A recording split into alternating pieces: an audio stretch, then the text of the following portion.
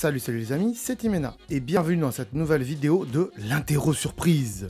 Kaamelott est enfin sorti au cinéma et c'est d'ailleurs l'occasion de faire un quiz sur ce sujet-là, donc la série Kaamelott. Si vous n'avez pas vu nos précédentes vidéos de l'interro surprise où il y a plein d'autres quiz, eh bien je vous invite à aller les voir, le lien est bien sûr dans la description. Normalement, dans ce quiz, on va pas citer de phrases de Kaamelott et même si vous êtes des gros fans de Kaamelott, c'est possible qu'il y ait des pièges. Donc on verra dans les commentaires qui sera le meilleur d'entre vous. Allez, je vous rappelle les règles de ce petit quiz, comment ça fonctionne et tout ça, et on y va, c'est parti.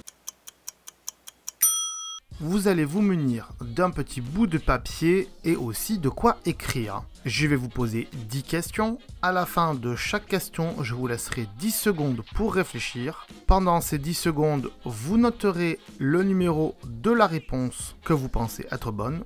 Donc 1, 2, 3 ou 4. Après ces 10 secondes, je vous donnerai la bonne réponse. Et si pour vous, elle est fausse, eh bien, vous barrerez le numéro que vous venez d'écrire. À la fin des 10 questions, vous noterez le nombre de réponses que vous n'avez pas barrées. Et comme ça, vous aurez une note sur 10, comme à l'école. On y va sans plus tarder avec une première question qui déjà commence à être très difficile. Quels sont les animaux en lesquels Merlin peut se transformer? Du moins, ceux que l'on connaît dans la série. Est-ce que réponse 1, c'est araignée, chat, souris? Est-ce que réponse 2, c'est araignée, chauve-souris, serpent? Est-ce que c'est réponse 3, chat, chauve-souris et araignée? Est-ce que c'est réponse 4, chat, araignée et chouette? 10 secondes.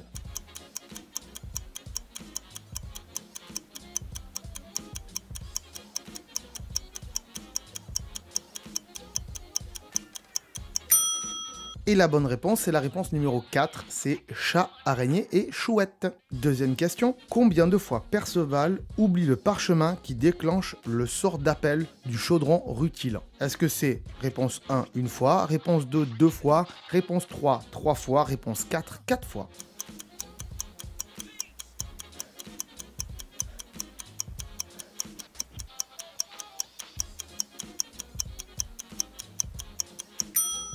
Et la bonne réponse, c'est 2. Il oublie 2 fois le parchemin. Question numéro 3. Qui provoque nos héros de Kaamelott en les insultant de pédales s'ils ne viennent pas? Ah, là, ça va être un petit peu compliqué. Est-ce que c'est 1, les Burgondes? Est-ce que c'est 2, les Romains? Est-ce que c'est 3, les Perses? Est-ce que c'est 4, les Calédoniens? Mais si vous connaissez bien l'univers, ça devrait passer.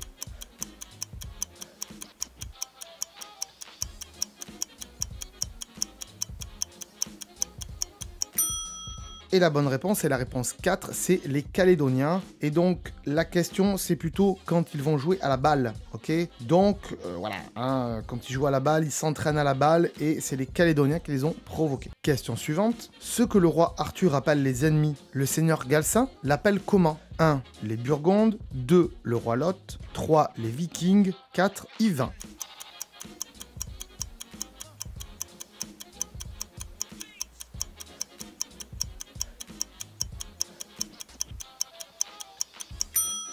Et la bonne réponse, là c'est quand même assez facile, c'est le roi Lot. Et oui, puisque Galcin, il est d'Orcanie, et le roi Lot, c'est le roi Lot d'Orcanie. Donc pour lui, c'est son roi. Mais pour le roi Arthur, ce sont des ennemis, puisque le roi Lot a trahi le roi Arthur. Enfin, en même temps, il trahit tout le monde.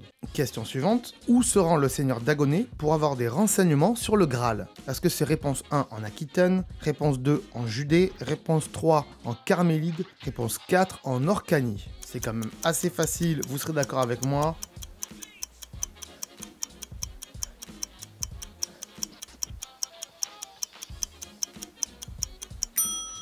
Et la bonne réponse, c'est bien sûr la réponse numéro 2 en Judée. Et oui, lors d'un épisode, le seigneur d'Agoné se rend en Judée pour avoir des informations sur le Graal. Et il ramène plein de cadeaux à Perceval, à Caradoc et tout ça. Et voilà, c'est vachement rigolo. Question suivante. Combien d'âmes Igerne demandent au minimum pour la fête des Pécores de Tintagel? Réponse 1, 1000 pièces d'or. Réponse 2, 2000 pièces d'or. Réponse 3, 3000 pièces d'or. Réponse 4, 12 000 pièces d'or. Et là, ça peut être un petit peu dur si on connaît pas vraiment la série.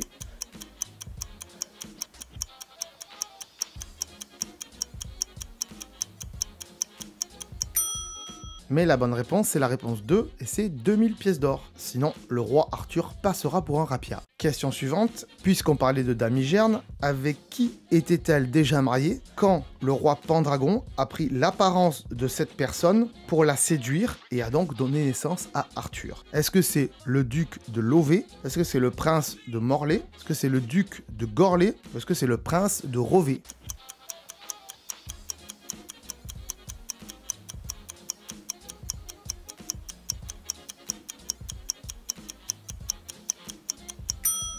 Et la bonne réponse, c'est la réponse numéro 3, et c'est le duc de Gorlé. Donc, si on comprend bien, dans la série, Damigerne n'a jamais été marié avec Pendragon. C'est pour ça que le roi Arthur est un fils bâtard. Mais il est devenu roi par Excalibur, entre guillemets. Question suivante, et ça là, attention, elle peut être très dure pour ceux qui connaissent pas la série. Et en même temps, si vous êtes allé voir le film, c'est marqué dans le film. Et donc, en quel siècle se passe l'histoire de Kaamelott? Est-ce que c'est au 3e siècle, au 4e siècle, au 5e siècle ou au 6e siècle?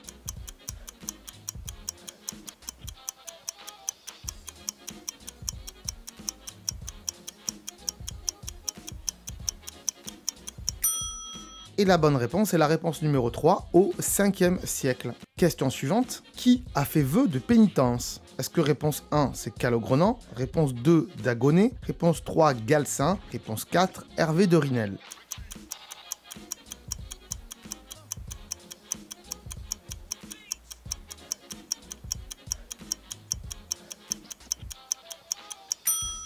Et la bonne réponse, c'est Hervé de Rinel. Et là, c'est vrai qu'on peut se tromper parce qu'on ne sait plus vraiment qui a fait vœu de pénitence. D'ailleurs, on ne sait même plus qui a fait quel vœu. Hein. C'est un peu le bordel. On aurait pu penser que c'était Dagonet ou Calogrenant, hein, c'est possible. Mais non, c'est bien Hervé de Rinel, puisqu'il est assez con pour pas savoir ce que c'est d'ailleurs. Dernière question, qui est l'homme Goujon? Est-ce que c'est 1, Anton, 2, Méléagant, 3, Urgan ou 4, Lionel de Gaulle?